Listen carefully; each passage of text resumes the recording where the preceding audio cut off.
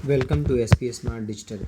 बच्चों, यहाँ पे मैं एक पेपर डिस्कस कर रहा हूँ फिजिक्स का, जो कि बोर्ड का जो पैटर्न होता है, ठीक है, 70 मार्क्स का, वही सेम क्वेश्चन उसी तरह का क्वेश्चन है यहाँ पे। और ये सारे क्वेश्चन जो बोर्ड में आए हुए हैं प्रीवियस ईयर में, जो इम्पोर्टेंट क्वेश्चन वही यहाँ पे। एक बच्चे को मैंने ये पेपर दिया है तो उसने डिस्कस किया यहाँ पे, और उसको यहाँ पे उसका आंसर यहाँ पे लिखा है उसने, ठीक है। इस आंसर को देखते हैं, यहाँ पे चेक करते हैं कि क्या गलत लिखा है और क्या उसने सही लिखा है, ठीक है। तो देखिए यहाँ पे सबसे पहला क्वेश्चन है बेटा, ऑब्जेक्टिव में यहाँ पे why is Newton's law of gravitation called a universal law. लिखा है देखो बच्चे ने कि Newton's law of gravitation is called universal law because it is applicable for entire universe. Correct लिखा है, 1 मार्क्स इसको यहाँ पे मिलेंगे। Next question, how many degree of freedom are in a triatomic gas. तो ट्राइटोमिक गैस में degree of freedom F equal to this is 3n minus के होता है, तो n इजकल टू कितना हो जाएगा, this is 3, k equal to 2। So degree of freedom कितना हो गया यहाँ पे, 7 हो गया। थर्ड क्वेश्चन देखें यहाँ पे, तो why vectors can not be added algebraically.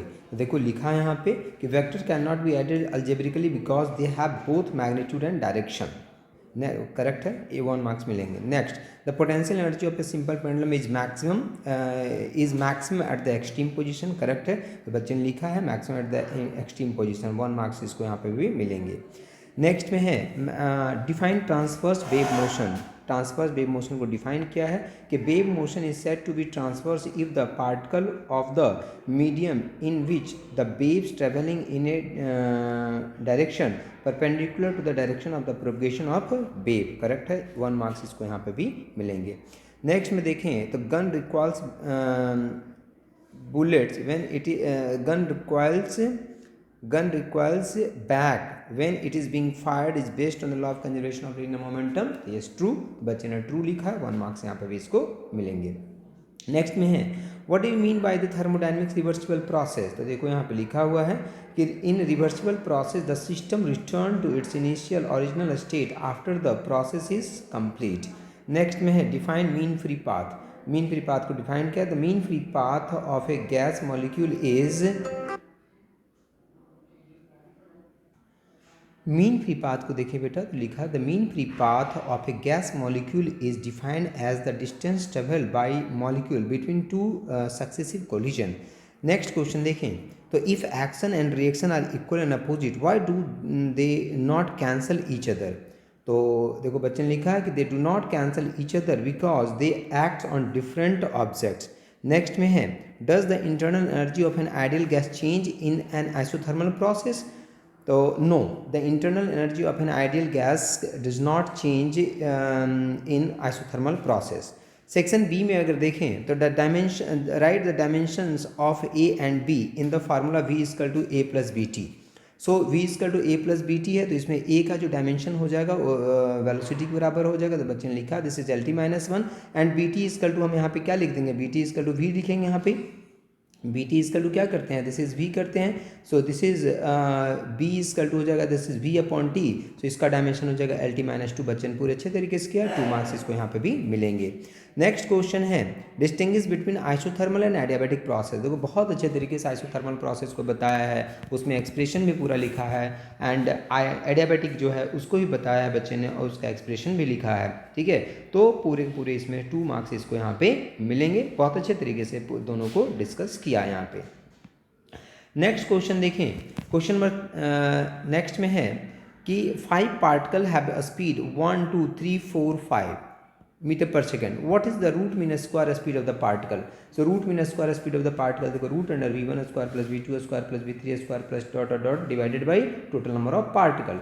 So this is equal to यहाँ पे सॉल्व किया है, अनसॉल्व करके रूट अंडर 11 आया। हालांकि जब भी आप रूट में रखते हैं बेटा, वैल्यू जब आ जाए तो उसको सॉल्व करना होता है, पॉइंट में लाना होता है। अगर रूट एग्जैक्ट निकल रहा है तो एग्जैक्ट निकालिए उसका, तो रूट में छोड़ने नहीं चाहिए। हालांकि बच्चे ने यहाँ पे छोड़ दिया है, फिर भी हमने 2 मार्क्स इसको दिए हैं, बट आप इस बात का ध्यान रखेंगे, ठीक है।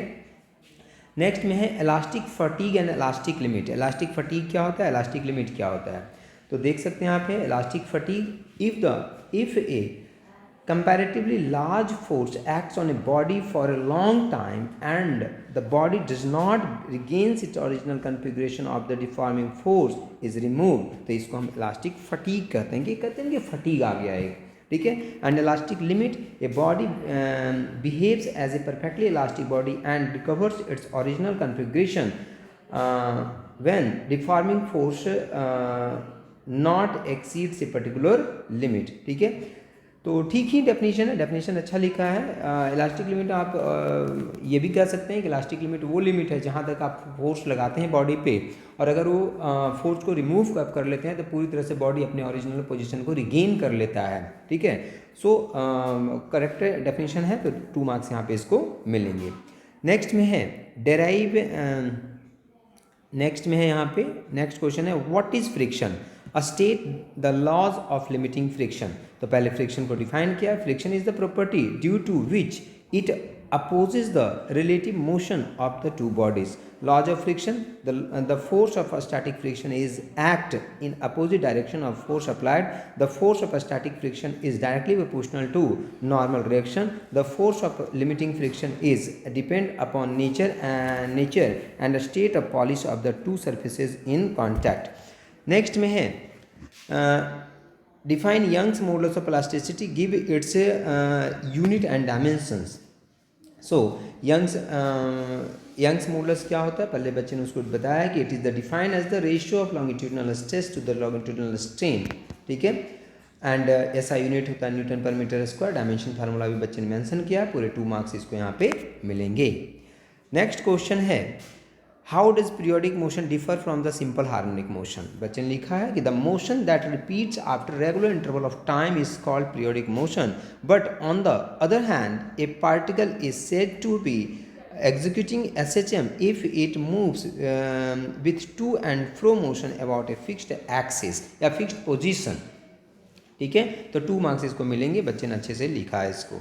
नेक्स्ट क्वेश्चन है define the following light year and 1 nanometre. तो लाइट ईयर 1 लाइट ईयर जो होता है it is defined as the distance travel by the light in 1 year in vacuum भी ऐड करना चाहिए था यहाँ पे।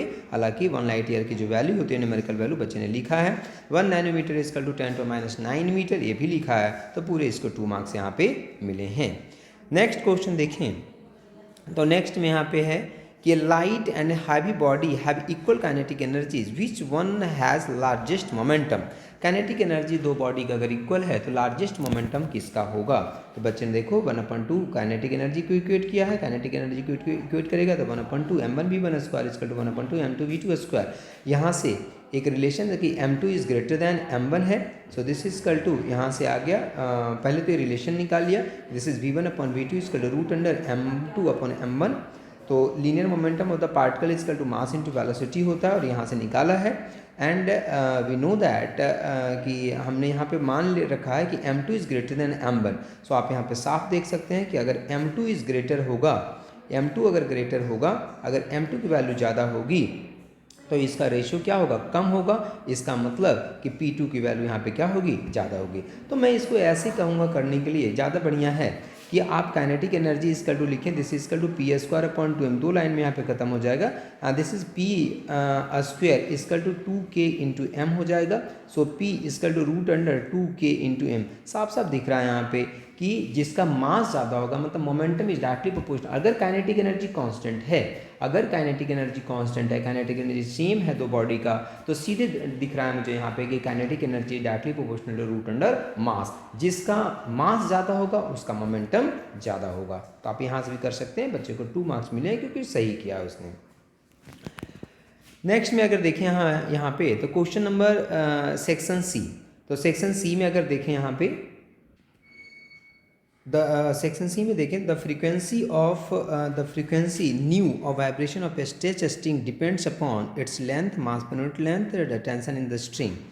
सो आप देख सकते हैं यहाँ पे फ्रीक्वेंसी किन किन चीज़ों पे डिपेंड कर रहा है। तो बच्चे ने बहुत अच्छे तरीके से लिखा है। फ्रीक्वेंसी डायरेक्टली प्रोपोर्शनल लेंथ का power a, frequency directly proportional to mass का पावर, और सारा यहाँ पे मेंशन किया है।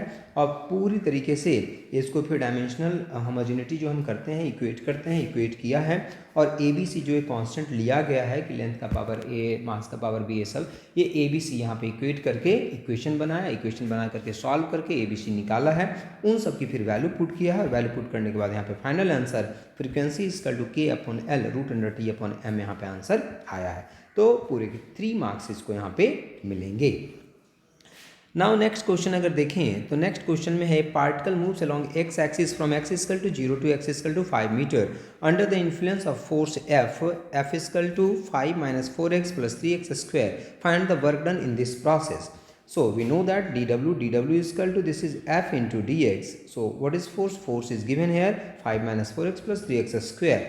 And now integrating the dw, so we can get w, and in RHS force is 5 minus 4x plus 3x square into dx, and integrating from 0 to 5. So after this the answer is 100 joule, and this is correct answer. So 3 marks इसको यहाँ पे भी मिलेंगे. Now next question देखें. नेक्स्ट question में है derive v equal to u plus AT at using calculus. Calculus के यूज से, हालांकि कैलकुलस में बेटा मेंशन नहीं है, कैलकुलस ये मेंशन नहीं है बोर्ड में कि कैलकुलस के थ्रू आपका v इक्वल टू, ये पहले जो काइनेमेटिक्स का इक्वेशन है पूछा गया, लेकिन हालांकि यहाँ पे है और आप सभी ने पढ़ा है इसके बारे में. सो यहाँ पे a equal to this is D V upon D T होता है, बस इसी को इंटीग्रेट करना है आपको. D V equal to A into D T हो गया. So a into D T equal to D V हो गया. इसको इंटीग्रेट करेंगे 0 से t और इधर करेंगे u से v, और इंटीग्रेट करने का final answer v equal to U plus A T यहाँ पे आता है. तो यहाँ पे भी इसको 3 मार्क्स मिलेंगे. नेक्स्ट क्वेश्चन देखें तो इसमें है state and explain first law of thermodynamics. ठीक है, state and explain first law of thermodynamics. देखो फर्स्ट लॉ ऑफ थर्मोडायनेमिक्स यहाँ पे बताया गया है कि फर्स्ट लॉ ऑफ थर्मोडायनेमिक्स क्या है, और बहुत अच्छे तरीके से मेंशन किया बच्चे ने. और लास्ट में फार्मूला जो होता है D Q equal to D U plus D W. लेकिन मैं इसमें थोड़ा सा सजेस्ट करूँगा कि अगर 3 मार्क्स में है तो थोड़ा सा लेंथ इसका और बढ़ाइए. और लेंथ बढ़ाने का एक मेथड ये भी हो सकता है कि हम एक छोटा सा डायग्राम बना दें. यहाँ पे मेंशन करें कि ये सिस्टम है, इसमें हमने डी क्यू हीट दिया, सप्लाई किया है, डी यू इसका चेंज इन इंटरनल एनर्जी है, या फिर यहाँ पे ऐसे लिखें कि दिस इज इंटरनल एनर्जी, पहले यू चेंज जो हुआ you final minus you initial, and work done जो हुआ दिस इज डब्ल्यू डब्ल्यू. तो थोड़ा सा इसका लेंथ यहाँ से बढ़ सकता है. तो बच्चे ने इसको थोड़ा मेंशन नहीं किया, लेंथ नहीं बढ़ाया, इसलिए मैंने इसको आधे मार्क्स यहाँ पे काटे हैं मैंने इसके. ठीक है, तो 2.5 मार्क्स यहाँ मैंने इसको दिए हैं, क्योंकि 3 मार्क्स अगर क्वेश्चन पूछा है तो आपको थोड़ा सा ये सब एलिब्रेट करना पड़ेगा, ये सारी चीज़ें बतानी पड़ेगी इसमें आपको. नेक्स्ट क्वेश्चन में देखें तो state and explain Kepler's law of planetary motion. Kepler's law of planetary motion के बारे में है. फर्स्ट लॉ यहाँ पे डिस्कस किया कि the law of orbit all the planets moves in elliptical order around the sun with the sun at the one focus. Diagram भी बनाया है बच्चे ने, लेकिन सेकेंड में जो लॉ है इसमें डायग्राम मेंशन नहीं किया है, कि सिर्फ लिखा the line joining the centre of planet and the sun sweeps equal area in equal interval of time, that is the area velocity of the planet around the sun is constant. ठीक है, mention definition सही है, correct है इसका. Third भी लिखा है उसने कि T square is directly proportional to R cube, सही लिखा है. लेकिन इसमें सेकंड का भी एक डायग्राम था, इसने नहीं बनाया है, क्योंकि बेटा देखो 3 मार्क्स में अगर पूछा है तो जो रिक्वायर्ड है और जो डायग्राम है उसको बनाना चाहिए आपको. तो इसके लिए इसके मैंने हाफ मार्क्स यहाँ पे भी काटे हैं, तो 2.5 मार्क्स यहाँ पे भी मैंने इसको दिए हैं. यहाँ पे एक डायग्राम है एरियल वेलोसिटी का जो हम बनाते हैं यहाँ पे. ठीक है, कि यहाँ पे जैसे मान लीजिए सन हो गया, तो यहाँ पे जो एरिया होगा और यहाँ पे जो एरिया होगा करके हम इस तरह से दिखाते हैं. तो ये आपको डायग्राम यहाँ पे मेंशन करना चाहिए. नेक्स्ट क्वेश्चन देखें तो नेक्स्ट में है state and prove principle of conservation of angular momentum.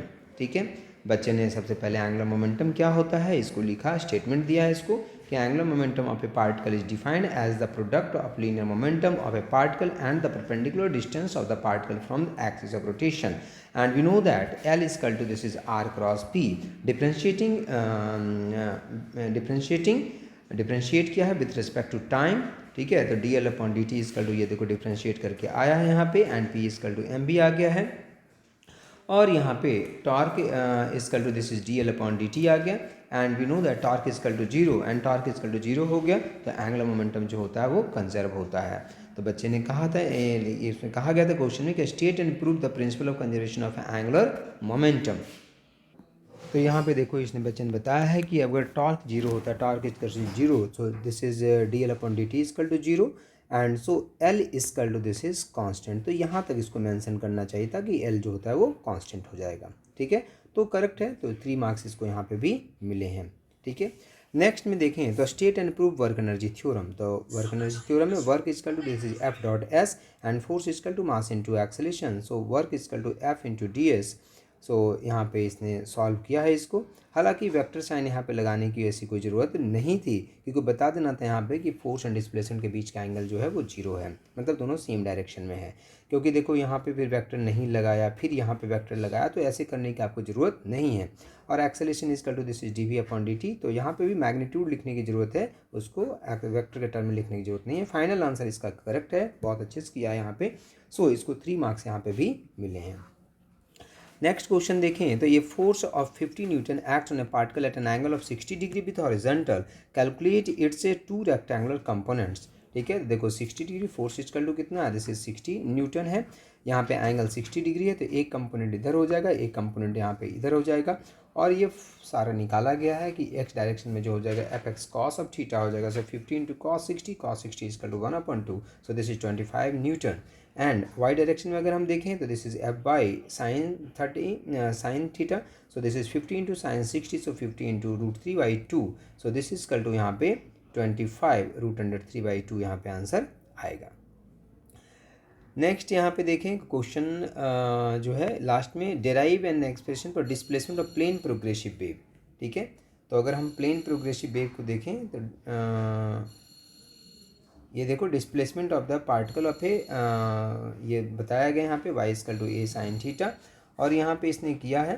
ठीक है, इसका जो प्लेन प्रोग्रेसिव वेव है, ठीक है, इसको इसने बता रखा है। हालांकि यहाँ पे डायग्राम नहीं बनाया है इसने। ठीक है, प्लेन प्रोग्रेसिव वेव जब आप बना रहे हैं तो यहाँ पे एक डायग्राम भी यहाँ पे मेंशन करना चाहिए आपको। ठीक है, this is why, this is x, ठीक है, दिस इज़ टाइम, तो ये मेंशन करना चाहिए था यहाँ पे। ठीक है, तो मेंशन बच्चे ने नहीं किया यहाँ पे, तो इसको मेंशन करना चाहिए था। दूसरा जो होता है हम यहाँ से इस तरह से बनाते हैं, इस तरह करके, तो ये मेंशन करना चाहिए था यहाँ पे, तो डायग्राम मेंशन नहीं किया है। तो इसके लिए इसको यहाँ पे मैं 2 नंबर ही दूंगा, 1 मार्क्स इसका मैं यहाँ पे कट करूँगा। ठीक है, डिस्प्लेसमेंट पार्टिकल ऑफ द, ये जो लिखा है derive expression for displacement of a plane progressive wave, इसमें हाफ मार्क्स इसके 1 नंबर मैंने काटा है, क्योंकि इसने डायग्राम वगैरह यहाँ पे नहीं बनाया है। नेक्स्ट में सेक्शन डी। अगर सेक्शन डी को हम देखें तो सेक्शन डी में है सबसे पहला क्वेश्चन कि define projectile, derive an expression for maximum height and horizontal range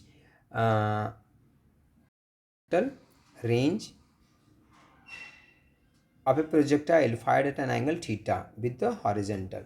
तो बच्चे ने अच्छा बनाया है, लेकिन यहाँ पे देखो थीटा मेंशन नहीं किया था। और एक बात और है कि यहाँ पे मेंशन करना चाहिए थी कि let use the initial velocity theta is the angle through which the particle is projected from the horizontal, तो ये मेंशन नहीं किया गया है इसके लिए यहाँ पे। और बाकी सारा इसने सही किया है, नीचे इसने निकाला है अच्छे तरीके से। ठीक है, फिर दूसरा डायग्राम बनाया, हालांकि यहाँ पर भी थीटा मेंशन नहीं किया है। ठीक है, रेंज निकाला है, तो ये ठीक है। You square this is sine 2 theta, देखो यहाँ पे भी गलत लिखा हुआ है इसका थोड़ा सा, 2 sine theta into cos theta, this is sine 2 theta होता है। ठीक है, तो इसके लिए इसके हाफ, देखो यहाँ पे फार्मूला में लिखा है इसने कि 2 sine theta into cos theta is equal to 2 sine theta, नहीं, दिस इज साइन 2 थीटा। ठीक है, तो इसके हाफ मार्क्स यहाँ पे इसके कटे हैं। ठीक है, नेक्स्ट में है लिमिटिंग फ्रिक्शन। तो लिमिटिंग फ्रिक्शन के बारे में यहाँ पे है। ठीक है, नहीं, हाँ, what is limiting friction, a state law of limiting friction. तो लिमिटिंग फ्रिक्शन को इसने बहुत कम लिखा है, 5 मार्क्स के क्वेश्चन में आप इतना कम नहीं लिख सकते हैं। ठीक है, 5 मार्क्स के क्वेश्चन में limit laws of limiting friction तो लिखा है, लेकिन लिमिटिंग फ्रिक्शन के बारे में और बताना था यहाँ पे कि व्हाट इज़ लिमिट। हालांकि ये 5 मार्क्स में क्वेश्चन आता मुश्किल है 5 मार्क्स में, लेकिन अगर यहाँ पे मेंशन है तो लिमिटिंग फ्रिक्शन को थोड़ा और इसको एक्सप्लेन यहाँ पे करना चाहिए था। लॉज लिखा है इसने। ठीक है, डायग्राम बनाना चाहिए था, यहाँ पे फ्रिक्शन दिखाना चाहिए था कि यहाँ पे बॉडी है, इस पर फोर्स लगा तो यहाँ पे फ्रिक्शन फोर्स लगेगा, ये सारी चीज़ यहाँ पे मेंशन इसको करना चाहिए था, ये नहीं किया है।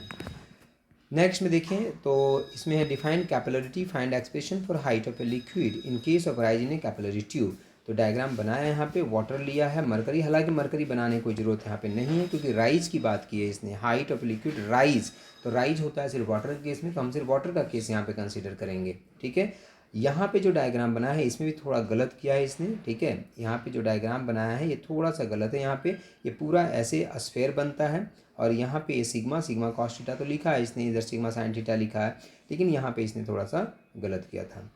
और जो एक्सप्रेशन है, एक्सप्रेशन करेक्ट है, एक्सप्रेशन अच्छे तरीके से निकाला। लास्ट में ये भी बताया कि R is very small so H is to 2 sigma cos theta upon rho R ji.